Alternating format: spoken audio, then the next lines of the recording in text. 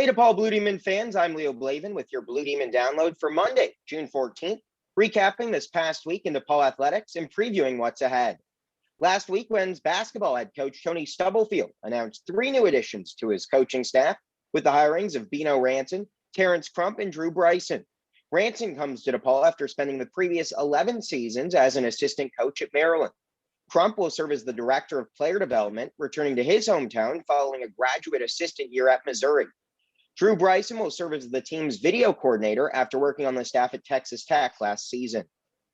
In the NBA, former DePaul men's basketball players Max Strus of the Miami Heat and Paul Reed of the Philadelphia 76ers became the 20th and 21st former Blue Demons to compete in the NBA playoffs. For a look back on how some previous Blue Demons performed in the NBA postseason, follow at DPUFDev today on Twitter and Instagram. Last week, we highlighted Chicago native Whitey Kachan, who played for DePaul from 1943 to 1948. Whitey joined his former Blue Demon teammates Johnny Jorgensen and George Mikan as champions with the 1949 Minneapolis Lakers. This week, I had the chance to interview Big East Men's Tennis Coach of the Year, Matt Brothers, about his program's Big East Championship and how the program plans to defend its title. Dax, roll the tape. Well, we have the pleasure this week of being joined by men's tennis head coach Matt Brothers. Matt, thank you so much for joining us here on Blue Demon Download. Hey, thanks, Leo. Good to see you. So take us through what the past year has been like. Obviously, this season went, as about as well as you could have hoped for. But leading up to that, what was this past offseason like? You have so many international players with COVID. Everyone was dealing with sort of different circumstances. Your season essentially ends, with emails and, calling players, I'd imagine. So what was this past year like, sort of ramping up for also a shortened tennis season? Yeah, right. It's all gone by so quickly. It's pretty amazing. It seemed like it would never end, and then suddenly it's over. But really come full circle. I mean, we were last March. It's pretty scary time for us. Season plug got pulled on the season, and we had four guys that didn't know if they had played their last college match, and all hungry to come back and figured out a way once we got approval and they found out that they got another year of eligibility. They were all eager to come back and join their teammates and trying to reach our goals this season. Spent a lot of time on Zoom, keeping connected with the team. I mean, at least weekly calls, Zoom calls where, we would just connect. We had some alumni on. We had some guest visitors. We had Marin Cilic on one day, who's a U.S. Open champion, friends with some of our guys. He joined us and let the guys pick his brain for an hour and a half or so, which was awesome. Didn't have a fall season, so only had a couple of guys here for practices, and still weren't sure about what the season was going to look like, if any, and kind of got the go ahead that we were going to have a season, and the guys quickly arranged flights, and everyone was here in early January, and it's just been a lot of discipline. It was just really a lot of discipline this season. Just these guys not being able to live their normal college lives, and weekly, sometimes 2 tests in a week, COVID tests, and some quarantines early on, as we did have some positives when guys first got back. But those turned out to be probably more blessing in disguise that we got them out of the way early, and then it was just getting matches, adding some matches to the schedule, and we really ended up playing about almost as many matches as we normally would on a given year. So it was pretty lucky. So. And what does it tell you about the status of your program and the culture you've built to have all these guys who, for the most part, a lot of them had degrees in hands, could have gone on with their lives, for them to all want to come back to pursue that team goal of a conference championship? It's pretty special feeling. Just the bond that these guys have with each other, and the dedication to this program and to their goals. And I talk a lot about regret with them, and really wanting to avoid that feeling. And I suspect that that played a part in it. I'm sure these guys had to make some financial sacrifices to come back. Taking on a second year of grad school, without any scholarship, as some of them are doing, is huge. But it obviously meant something to them. And I think it's pretty safe to say that they have no regrets at the end of this season. I really saw so many of these guys playing the best tennis that I've ever seen them play, and for some of them 5 years here. So, and that's the reason, truly the reason why we had the success that we did. And how satisfying was it? You get to the Big East tournament. First off, you're able to even play in it. Everything was sort of up in the air at times, but you're able to get through a conference tournament. And most importantly, you get down to the final match. At some points, you're down to your season point, essentially, but able to come out on top, win the Big East tournament, and get into the NCAA tournament for the first time. What did that mean to you as a coach, seeing all these players who made those sacrifices reach that goal? Oh, right. I was just so happy for all of them. First of all, thankful to Dwayne and Taylor and everyone in our training room, and all of our administrative staff for doing everything they could to make sure all of our sports had some sort of a season, and we could get the kids back here, and to our student athletes back here, and to some sort of new normalcy. Right before the last test that we had before the Big East was pretty stressful, because if we had one positive there, I'm sure we weren't going to be allowed to play. But yeah, it was just surreal. Playing the tournament. We were all very optimistic about our chances there, and the way the final went down, I never envisioned us being in the hole that we were in, and that Luke dug us out of. So it was, as that was sort of playing out, I really couldn't believe that we were there, and then it just turned around so quickly. And yeah, I don't know. The thought of it and reliving it now, it still brings tingles to me, and it still hasn't totally set in, as much as we're past, for me, as much as we're already past NCAAs and the season's over. I still look back on it and I'm just like, did that really happen? So yeah, I could not be happier for these guys. Just to see them celebrating, and a fulfillment of many years of goals towards that, and really also super happy just for all of our alumni as well, who've really been supportive, especially this season, but in past years as well. And I've said it before, I wanted this title, I wanted them to feel a part of this title as well. So the benefit, you had a ton of experience this season. The downside, you had 4 grad students, 2 additional seniors, so a lot to replace, I'd imagine, going into next season. So what can you sort of tell us about now the returning lineup for the defending Big East champions?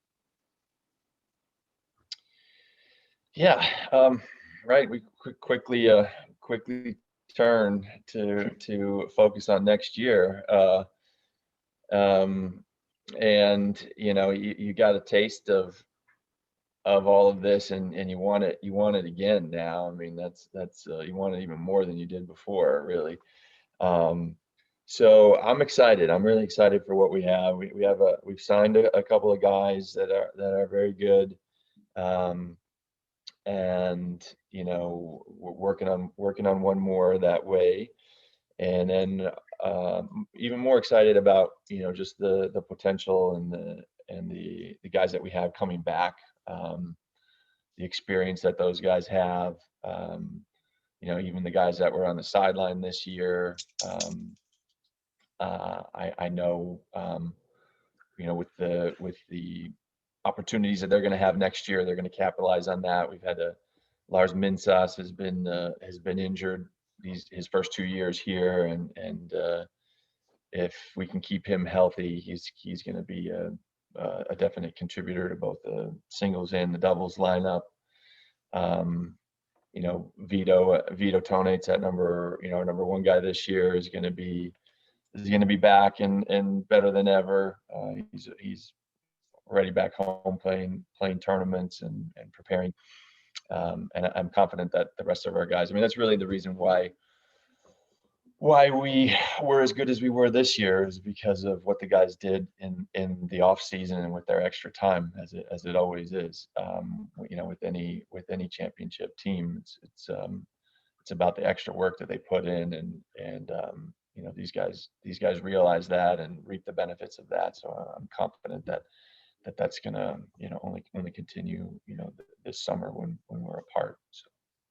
And lastly, Matt, athletic director Dwayne Peavy always talks about dreaming big. So what's that next step, or how are you dreaming big within this program coming off an NCAA tournament?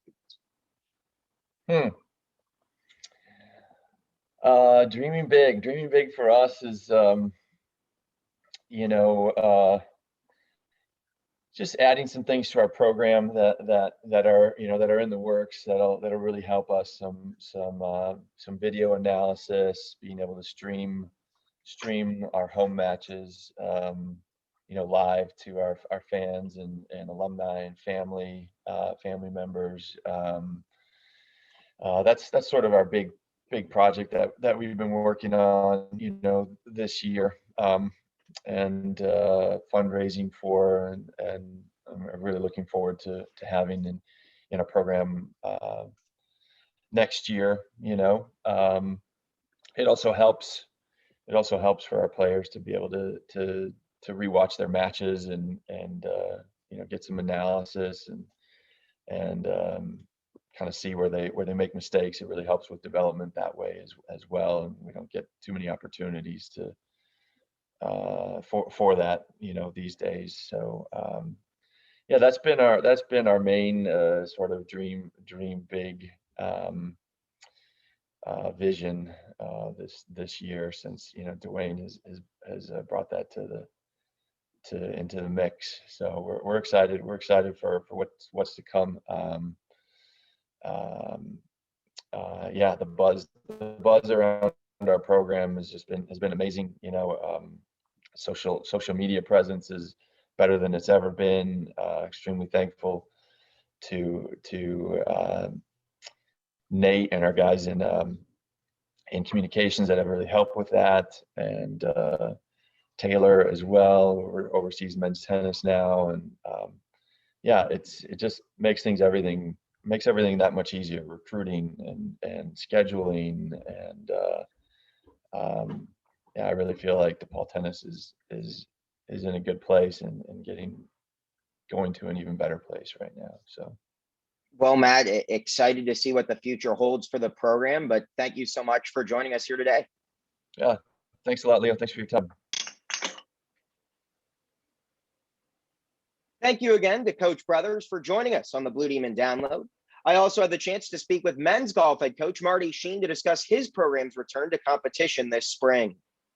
This week, we have the pleasure of being joined by DePaul men's golf head coach Marty Sheen. Marty, thanks for joining us here on the Blue Demon Download. Can you first just take us through what this past really year and a half was like for your program, which last year saw its season basically come to an end because of announcements, and then this year you don't get to start till the winter, but ultimately get to play a full winter and spring calendar and ultimately compete for a conference championship at the end? Sure. Yeah, I think it's been really, really tough on the kids more than anything, with the quarantining and the uncertainty, and obviously losing conference last spring, a year ago. And it's been tough on them. Some kids don't do well remotely studying. They need more one-on-one.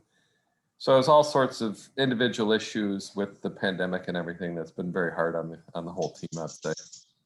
From a golf standpoint, just what did it mean, though, to be able to get back on the course as a team this winter? Oh, it was fantastic. It was good to get out there. I think it was a breath of fresh air. It was good therapy for everybody. And I think the guys really, really embraced it.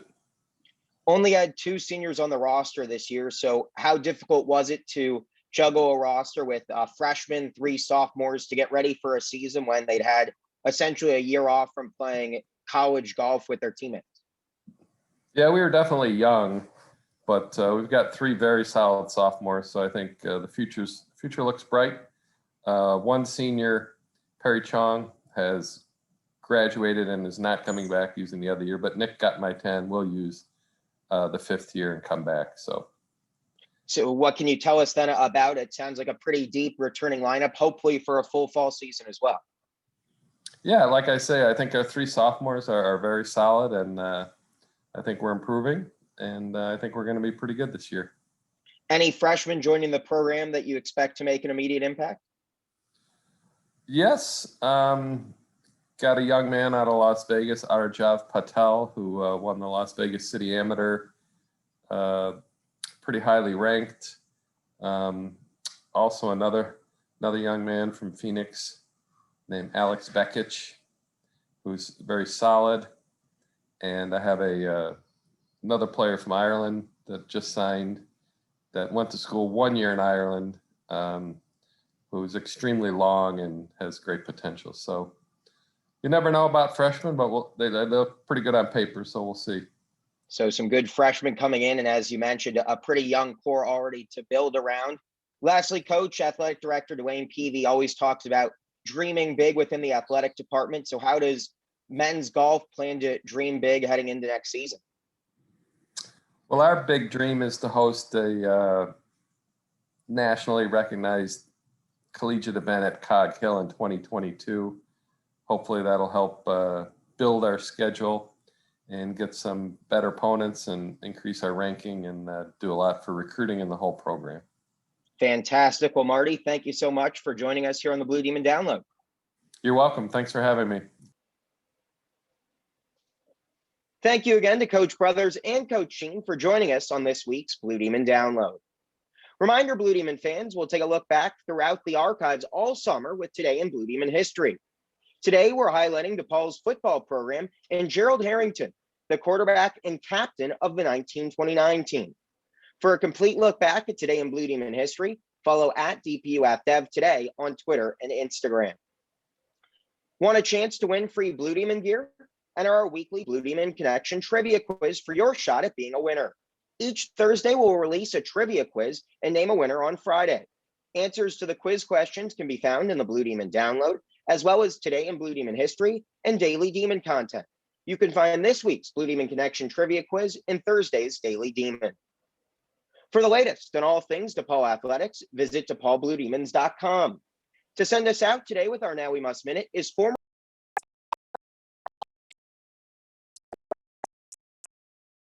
Hey everyone, my name is Sarah Kustok. I was a member of the DePaul women's basketball team from 2000 to 2004.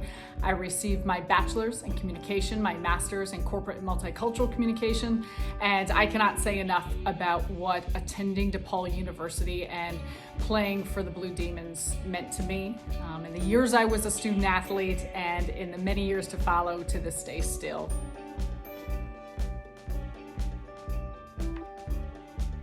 It's the people, the administration, the professors, of course, coaches, and Doug Bruno. He's a legend in his own right in world points college basketball, but to us, he's someone who was instrumental in helping us become the young men that we were and continue to strive to be today. It was on the basketball court, it was the push to be competitive in the classroom, the emphasis on education, and above all else, the people that we were and how we gave back to the community. My teammates are still some of my best friends today. And those in the campus, whether it's in the Loop or Lincoln Park, you name it, every time I go back to DePaul, I feel like I'm coming back home. So to all of you who have been so supportive and giving, caring, especially in this time which the pandemic has affected everyone and impacted women and variety of ways in particular. The students know how much you appreciate it, know how much your give back and support lends an amount of encouragement and motivation for the ways in which these student athletes can still continue to strive and overcome some of the challenges that they're facing. So from all of us in Blue Demon and the DePaul family, please know how much we appreciate you. We send our gratitude. Stay safe and stay healthy.